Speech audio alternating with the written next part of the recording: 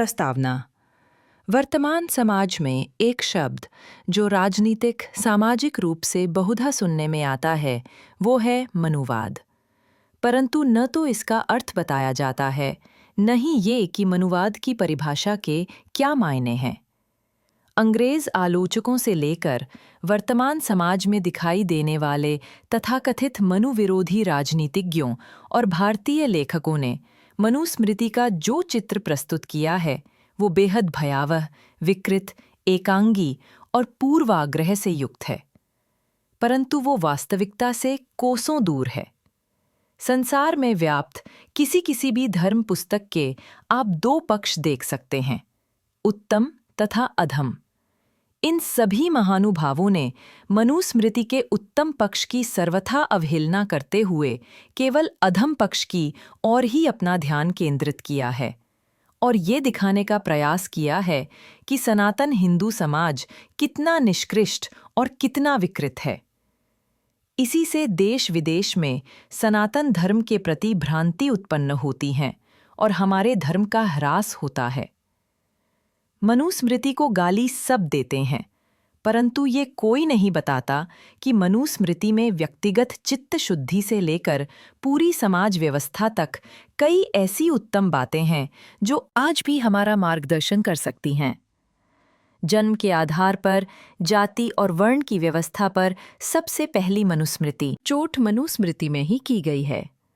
सबके लिए शिक्षा और सबसे शिक्षा ग्रहण करने की बात भी इसमें सम्मिलित है। स्त्रियों की पूजा करने अर्थात उन्हें अधिकाधिक सम्मान देने, उन्हें कभी शोक न देने, उन्हें हमेशा प्रसन्न रखने और संपत्ति का विशेष अधिकार देने जैसी बातें भी हैं। और सबसे महत्वपूर्ण बात जो छिपाई जाती है वो ये है कि मनुस्मृति में वर्णित वर्ण व्यवस्था गुण कर्म योग्यता पर आधारित वर्ण व्यवस्था है, जन्म पर आधारित संकीर्ण जाति व्यवस्था नहीं है। मनुस्मृति में केवल कर्म पर आधारित वर्ण व्यवस्था का उल्लेख किया गया है, किसी जाति अथवा गोत्रों का विवरण नहीं है। मनुस्मृति अध्याय 10 के श्लोक 65 में कहा गया है, शूद्रो ब्राह्मणत्तामेति ब्राह्मणश्चैति शूद्रताम् क्षत्रियाज जातमेवं तु विद्याद् वैश्यात् तथैव च। 65। अर्थात शूद्र ब्राह्मण बन सकता है और ब्राह्मण शूद्रता को प्राप्त हो सकता है। इसी प्रकार क्षत्रिय और वैश्यों में भी वर्ण परिवर्तन हो सकता है। प्रसिद्ध इतिहासकार एंटनी रीड कहते हैं कि बर्मा, थाईलैंड, कंबोडिया, जावा, बाली आदि में धर्मशास्त्रों और प्रमुखतः मनुस्मृति का बड़ा आदर था। इन देशों में इन ग्रंथों को प्राकृतिक नियम देने वाला ग्रंथ माना जाता था और राजाओं से अपेक्षा की जाती थी कि वे इनके अनुसार आचरण करेंगे। इन ग्रंथों का प्रतिलिपिकरण किया मनुस्मृति गया, अनुवाद किया गया और स्थानीय कानूनों में इनको सम्मिलित कर लिया गया। बाइबल इन इंडिया नामक ग्रंथ में लुई जैकोलियोट लिखते हैं, मनुस्मृति ही वो आधारशिला है जिसके ऊपर मिस्र, पर्सिया, ग्रेशियन और रोमन कानूनी संहिताओं का निर्माण हुआ।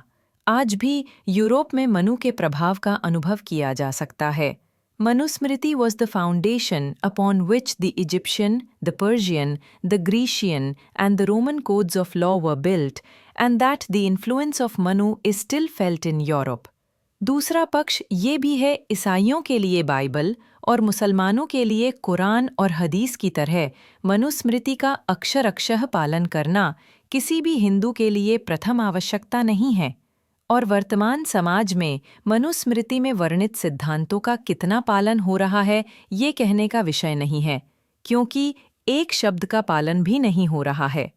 आश्चर्य इस बात का है कि मनुस्मृति का विरोध वो लोग करते हैं जिन्होंने मनुस्मृति पढ़ना तो दूर उसकी छवि तक नहीं देखी है। वही व्यक्ति मनुस्मृति को जलाकर उसको जूते मारकर यह साबित करने का प्रयास करता है कि देखिए हम कितने सभ्य हैं।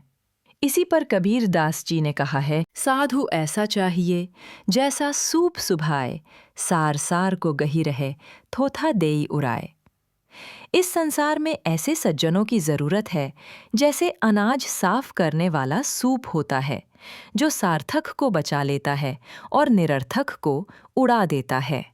मनुस्मृति का विरोध करने वालों को किसने रोका है कि अधम विचारों को फेंक दीजिए और उत्तम विचारों को अपना लीजिए, उन्हें जीवन में भी उतारिए और एक सुंदर समाज का निर्माण कीजिए।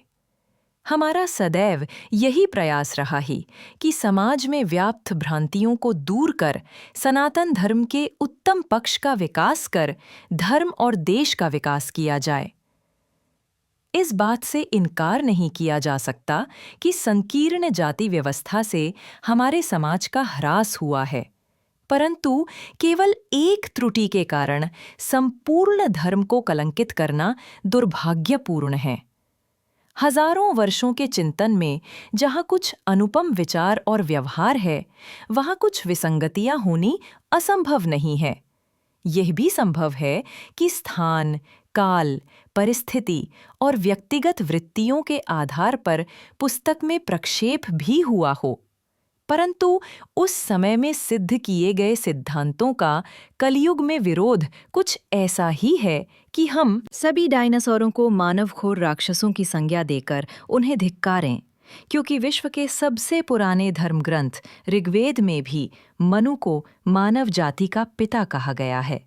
आवश्यकता है कि हम उदारतापूर्वक चिंतन करें और मनुस्मृति सभ्य समाज के निर्माण के लिए जो उत्तम है उसे ग्रहण करें और अधम को पूरी सतर्कता और विनम्रता से त्याग दें। सनातन धर्म की यही विशेषता रही है कि समय के साथ धर्म और समाज की परिभाषा बदल जाती है। इसी विशेषता के कारण हम अनेकों विप्लवों के बाद भी स्थिर खड़े हैं और संपूर्ण विश्व में सनातन विचारधारा को न केवल स्वीकार किया जा रहा है, परंतु धर्म के अनेकों अंगों को मान्यता भी प्राप्त हो रही है।